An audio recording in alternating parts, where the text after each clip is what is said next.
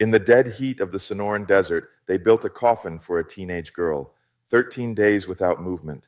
The family was whispering prayers like they were trying to hold her soul in place. And then she breathed. Not long after, thousands of poor and dispossessed people would march toward her ranch, and men would die shouting her name. The church feared her. The president tried to exile her, but nothing stopped the crowds from calling her La Santa de Cabora. Tonight, we open the case.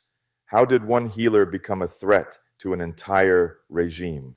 I'm Arturo, and this is Latin Laura, Latin America's history, mysteries, true crime, and local legends.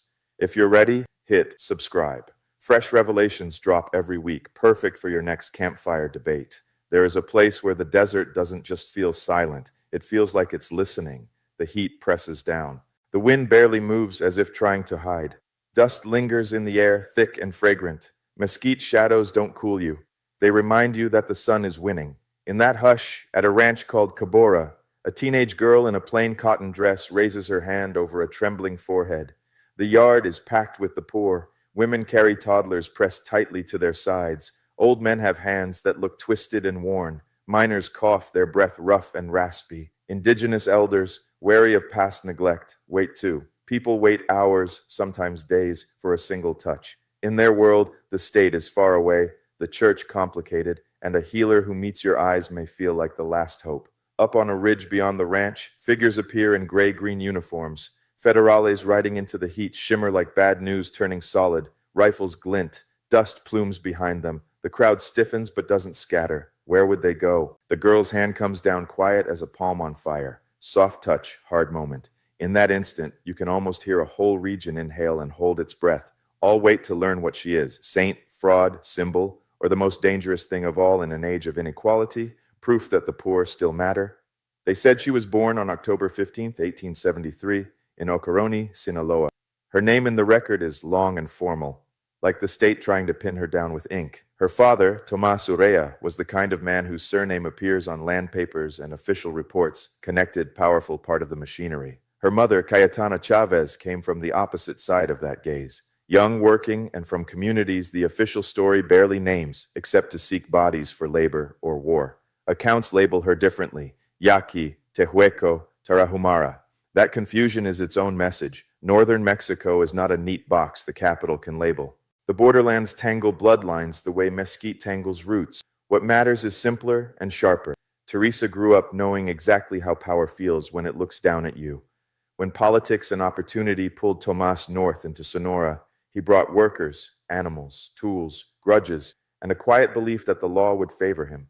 Teresa grew up on the edges of that world, among kitchens and wells, where women whispered remedies and warning. She learned plants as others learned prayers. This leaf for fever, that root for a weak stomach, bitter bark for relentless pain. She recognized the scent of rain before it came. She could carry water on her head and secrets in her chest. Then her mother vanishes from the written record. One day, Cayetana is there. Later, she becomes a blank space. In Latin families, you know what happens when the archives go silent. Rumor moves in. Maybe sickness, maybe exile. Maybe someone with power decided she should disappear. We don't get the answer. We only have the absence. Absences shape lives. Teresa is formally recognized by her father as a teenager and brought closer into his orbit at Cabora. That's when the story turns. She falls into a strange state that witnesses describe as a living death. Days pass. She doesn't move. Some later accounts call it catalepsy, but the word isn't the point. The point is that nobody around her understands what's happening, and fear fills the room like smoke. Her father orders a coffin built. Imagine that. A powerful man reduced to a whisper in front of a daughter whose chest won't rise. The coffin is finished. It waits, and then, right on the threshold between worlds, Teresa breathes again.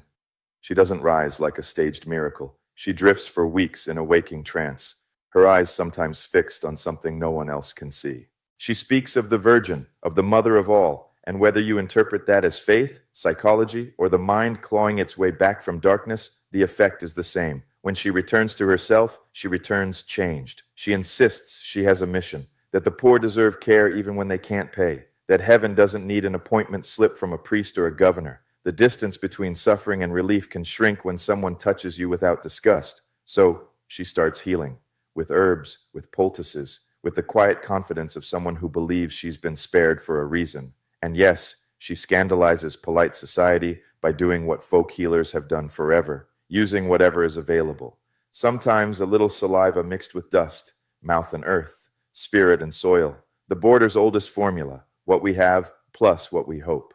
The rumors move faster than trains. People arrive from the river valleys and the harsh highlands, from indigenous communities under pressure, from towns where poverty has become normal. The numbers grow in the telling. 2,000, then 8,000, then 10,000, and historians can argue about exact counts. But the image is undeniable. A ranch surrounded by tents, campfires, babies crying, old men laughing for the first time in months. A sea of the poor moving because a young woman in a cotton dress made them feel seen. And that is precisely when sainthood becomes politics. Under Porfirio Díaz, in the Porfiriato, the official gods were order, progress, railroads, and foreign investment. The regime could tolerate religion if it behaved, quiet, organized, predictable, supervised. What it could not tolerate was a crowd it didn't control. Thousands of desperate people gathering around a figure who didn't answer to the church or the state is not just a spiritual event. It's a power event. The church hierarchy worries because devotion is bypassing its channels. The regime worries because crowds can become movements, and movements in northern Mexico are rarely polite. Then the name Teresa escapes the ranch and becomes part of the war cry. Far to the east, in Chihuahua, sits Tomochic, a town that will be written into history in smoke. Drought has hardened the land. Local bosses squeeze people under laws that sound modern in the capital and feel like a chokehold in the mountains. A lay leader, Cruz Chavez, watches his community push to the brink of desperation, and a language rises that refuses to separate heaven from hunger. Long live the power of God, death to bad government. Long live the Virgin and the Santa of Cabora. Whether Teresa personally blessed those men is contested in sources. Some accounts insist she kept her distance. Others paint the scene of rebels kneeling before her. But here's the fact that matters more than the photograph. Her name becomes a banner. The poor don't need a signed letter from a saint. They need a story strong enough to carry their fear. Tomochic resisted. The fighting becomes a brutal pattern. Skirmishes, sieges, reprisals, brief victories, heavier encirclements. Then the ending comes like a boot. On October 29th, 1892, the last defenders were executed, including Cruz Chavez. The town is devastated. The north goes quiet. Not peace quiet, but the sharp inhale before another storm. And that storm doesn't wait. In May of 1892, Mayo rebels strike in the Navajoa region. They shout again, "Long live the Santa of Cabora." To officials, this is proof that fanaticism has become dangerous. To people on the ground, it's uglier and more human. Rage kneaded with hope. The regime reads a pattern. A general sees risk. Diaz agrees. The matchstick must be removed. So they do what strong governments always do when a symbol won't behave. They don't debate it, they relocate it. On May 19th, 1892, Teresa and her father are arrested. The paperwork calls it a procedure. It moves more like kidnapping. They're rushed to the coast and expelled into the United States, as if a border can drain a person's power like a wound. The regime expects distance to erase her. Instead, the border turns her into a headline. American newspapers smell a miracle plus gunpowder and come running. In towns near the line, people arrive. Mexicans, Mexican-Americans, Anglos. Some believe, some mock, some are just curious. They all wait in the same dust. The same hands stretch forward. The exact requests repeat, "My child, my lungs, my sadness that has no name." The Mexican state keeps trying to reach into foreign territory to push it farther away. What they're really trying to control isn't geography. It's contagion, the spread of unmanaged hope. The family moves. They try to settle. Exile becomes a procession of fragile objects, a cracked mortar, a shawl that still smells like someone's grandmother, a few tools, a few saints.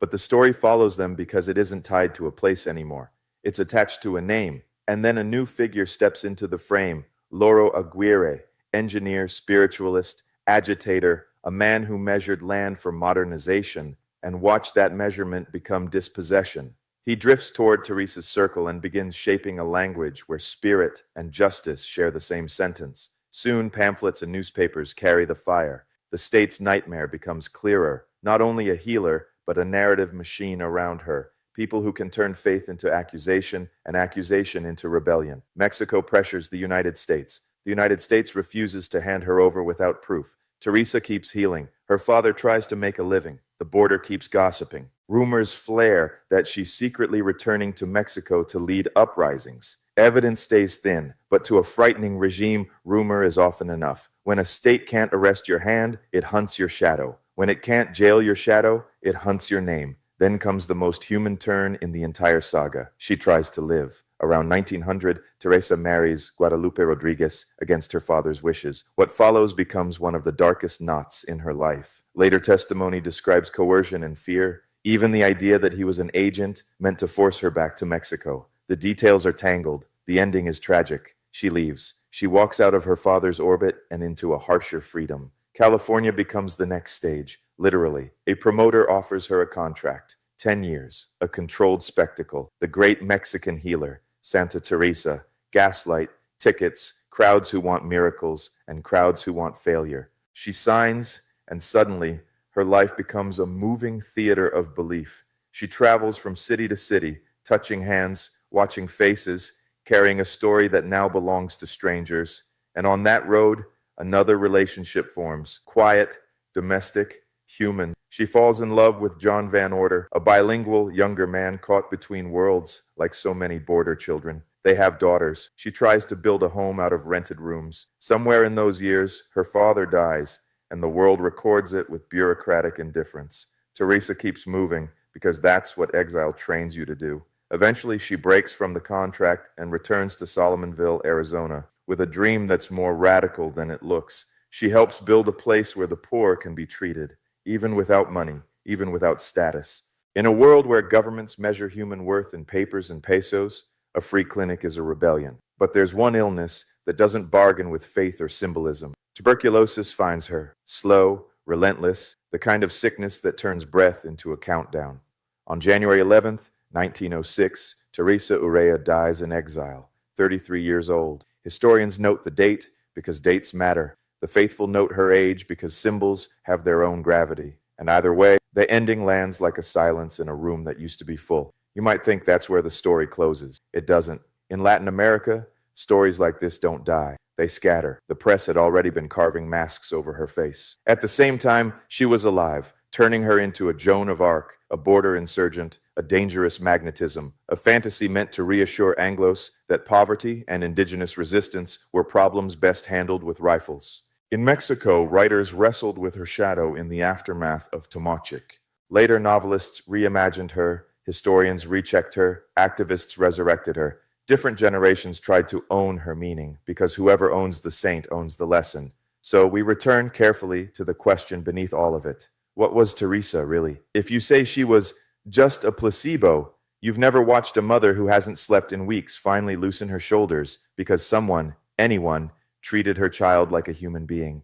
If you say every cure was supernatural, you erase her skill, her knowledge of herbs, pulses, posture, breath, and the way fear hides in the body. Teresa lived in the overlap where real healing often happens between chemistry and story, between touch and belief. She gave people something the Porfiriato didn't offer them, dignity without paperwork. And that is why revolt bloomed in her name, not because she drew battle maps, not because she commanded troops. The credible record doesn't give us that. What it gives us is something more unsettling. Her name became a vessel. People poured their hunger, humiliation, and rage into it. And suddenly, they had a banner that felt holy enough to die for. The state understood this. The church understood it too. They both feared the same thing, a direct line between the poor and meaning, unmediated by uniforms or collars. So imagine those federales again on the ridge at Cabora. What did they fear? Not only a crowd, they feared a question. Who has sovereignty over a soul? The state wants that sovereignty because it makes populations predictable. The church wants sovereignty because it makes devotion orderly. Teresa behaved as if the poor could speak to God in a yard under the sun without either institution's permission. That is a small act in one moment and an enormous act over a century. And that's the real miracle I'll offer you tonight. Not that physical laws were suspended, but that, for a heartbeat, people remembered a different law, that we belong to each other more than to any regime, a hand on a burning brow, a shared exhale, a crowd remembering its own worth. After that heartbeat, history crashes back in arrest, exile, raids, rumors, newspapers, contracts, coughing in the night, but the footprints remain, not footprints of a flying miracle, footprints of a walking one. On our borders, the truest miracles don't soar, they move quietly through dust. They speak softly, they leave behind the faint memory of being seen. So, here's my question for you, and I want you to answer it in the comments like it's a campfire debate. If you lived under the Porfiriato, hungry, dispossessed, and ignored, who would you trust more? The state, the church, or the healer who actually touched your pain? And do you think Teresa was dangerous because of what she did, or because of what people did with her name? Muchas gracias for trekking the hidden trails of Latin America with me. If tonight's story unsettled you, subscribe and ring the bell, because Latin America's darkest stories are far from over, and the desert is still listening.